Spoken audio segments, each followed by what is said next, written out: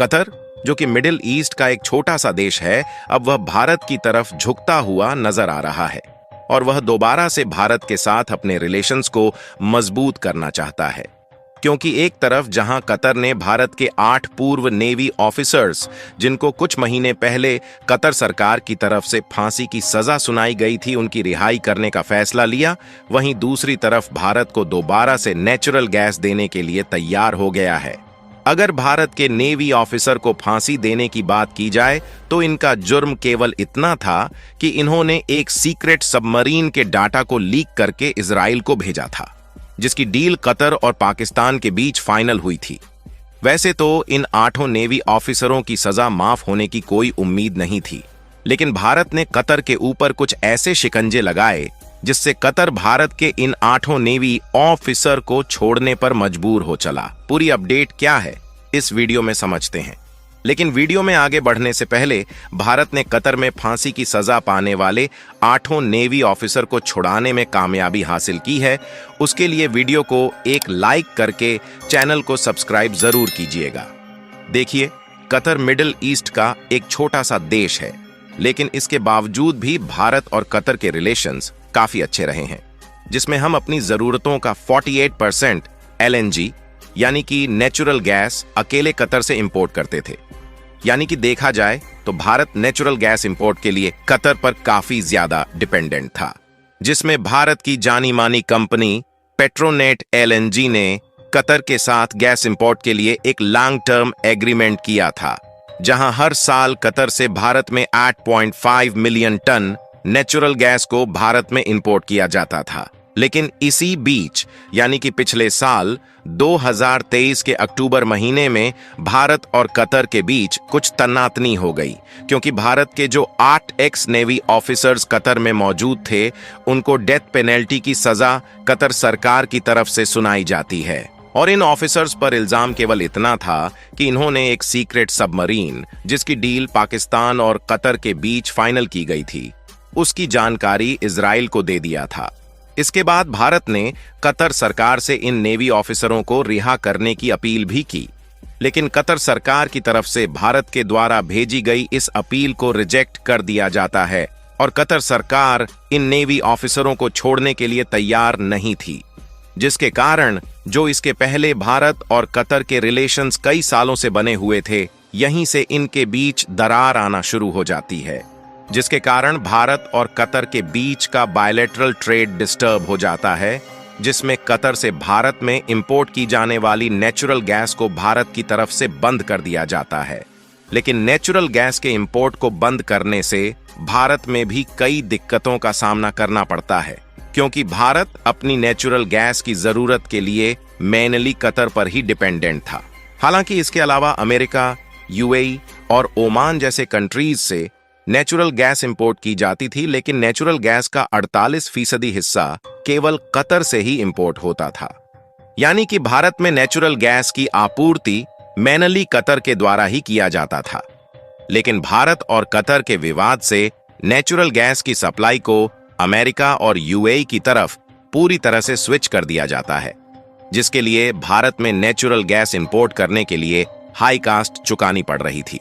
और इन्हीं बीच भारत की तरफ से कतर के खिलाफ कुछ शिकंजे कसे गए। इसके अलावा आपको जानकर हैरानी होगी कि कतर भी कुछ अन्य मुस्लिम देशों की तरह चावल और दाल समेत सभी अनाज, सब्जियां और फ्रूट्स इंपोर्ट के लिए भारत पर ही डिपेंडेंट है, जिससे कतर चाहते हुए भी भारत से अपने रिलेशन को खराब करना उचित नहीं समझा। कतर को यह बात मालूम हो गई थी कि अगर इन 8 भारतीय नौसैनिकों को रिहा नहीं किया जाएगा तो भारत से कतर में जो वेजिटेबल्स, फ्रूट्स और गेहूं, चावल, दाल समेत अन्य अनाजों का इंपोर्ट किया जाता है, उस पर भी जल्द ही रोक लगाया जा सकता है, जिससे कतर भारत के 8 एक्स नेवी ऑफिसर को छोड़ने पर मजबूर हो गया, जिसमें से 7 नेवी ऑफिसर इस समय भारत वापस आ चुके हैं, लेकिन एक नेवी ऑफिसर को अभी भी रिहा नहीं किया गया। फिलहाल उनके अपील की प्रक्रिया में 1-2 दिनों का और वक्त लगेगा। इसके बाद उन्हें भी भारत में वापस भेज दिया जाएगा। यही नहीं, इसके अलावा कतर दोबारा से भारत में नेचुरल गैस भी एक्सपोर्ट करने के लिए तैयार हो गया है, जिसमें कतर भारत को 20 सालों तक नेचुरल गैस की सप्लाई करेगा। जहां भारत की पेट्रोनेट एलएनजी और कतर एनर्जी के बीच $78 मिलियन का एग्रीमेंट साइन किया गया है। और देखा जाए तो भारत और कतर के बीच $78 मिलियन की यह डील भारत को बहुत बड़े मुनाफे देने वाली है, क्योंकि कतर और भारत के बीच की गई 20 सालों के लिए इस डील में कतर सस्ते दामों में भारत को नेचुरल गैस देने के लिए तैयार है। द इकोनॉमिक टाइम्स की एक रिपोर्ट के मुताबिक भारत एंड कतर के बीच नेचुरल गैस इंपोर्ट के लिए इस लॉन्ग टर्म एग्रीमेंट के कारण $6 बिलियन बचाया जा सकेगा, जिसका यूज हम दूसरे आइटम्स के इंपोर्ट में कर सकेंगे। यानी कि लगभग 20 सालों तक भारत को नेचुरल गैस के इंपोर्ट के लिए अलग अलग देश में नहीं भटकना पड़ेगा। और इससे भी ज्यादा कमाल की बात यह है कि अगर हम चाहे तो कतर को पैसे ना देकर फूड प्रोडक्ट के बदले कतर से नेचुरल गैस इंपोर्ट कर सकते हैं, जिससे भारत का फॉरेन रेवेन्यू, जो कि भारी मात्रा में नेचुरल गैस खरीदने के लिए इन्वेस्ट हो जाता है, उसको भी बचाया जा सकता है। और हमने आपको पहले भी बताया कि कतर भी कुछ अन्य मुस्लिम देशों की तरह चावल और दाल समेत सभी अनाज, सब्जियां और फ्रूट्स इंपोर्ट के लिए भारत पर ही डिपेंडेंट है, जिसमें भारत से हर साल लगभग $11 मिलियन के फ्रूट्स और वेजिटेबल्स के साथ साथ लगभग $10 मिलियन का अनाज अकेले कतर में एक्सपोर्ट किया जाता है। यानी कि देखा जाए तो कतर लगभग पूरी तरह से फूड इंपोर्ट के लिए भारत पर ही डिपेंडेंट है। और हम चाहे तो कतर से नेचुरल गैस इंपोर्ट करने के बदले इन्हीं फूड प्रोडक्ट को कतर में एक्सपोर्ट कर सकते हैं, जिससे नेचुरल गैस इंपोर्ट के लिए भारत को जो टैक्स और एक्साइज ड्यूटी पे करना पड़ता है, उससे आसानी से बचा जा सकता है। और इस समय वैसे भी लाल सागर में हूती विद्रोहियों के अटैक के कारण यूनाइटेड स्टेट और भारत के बीच का ट्रेड रूट डिस्टर्ब हो चुका है,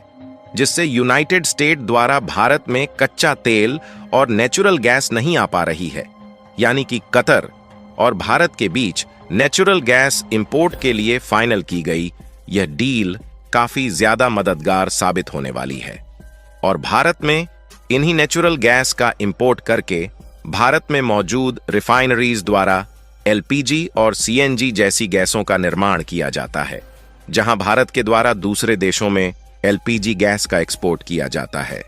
जिससे आने वाले समय में कतर से नेचुरल गैस इंपोर्ट करके रिफाइनरीज द्वारा एलपीजी में कन्वर्ट करके दूसरे देशों में बेचकर भारी भरकम मात्रा में मुनाफा कमाया जा सकता है। और देखा जाए तो ऑलरेडी भारत से श्रीलंका, नेपाल और भूटान जैसे पड़ोसी देशों में एलपीजी का एक्सपोर्ट किया जाता है। और हाल ही में कुछ दिनों पहले भारत की पुणे गैस ने श्रीलंका में अपनी एलपीजी गैस को एक्सपेंड करने की प्रक्रिया शुरू कर दी है, जिससे श्रीलंका में एलपीजी की रिक्वायरमेंट को पूरा करके वहां की मार्केट से भी मुनाफा कमाया जा सके। यानी कि कुल मिलाकर भारत को जिस चीज के लिए अभी दूसरे देशों में भटकना पड़ रहा था, अब 20 सालों तक नेचुरल गैस के लिए मार्केट खोजने की जरूरत नहीं है। और कतर से सस्ते दामों में नेचुरल गैस इंपोर्ट करके उससे मुनाफे कमाने का एक बहुत बड़ा कदम साबित होने वाला है।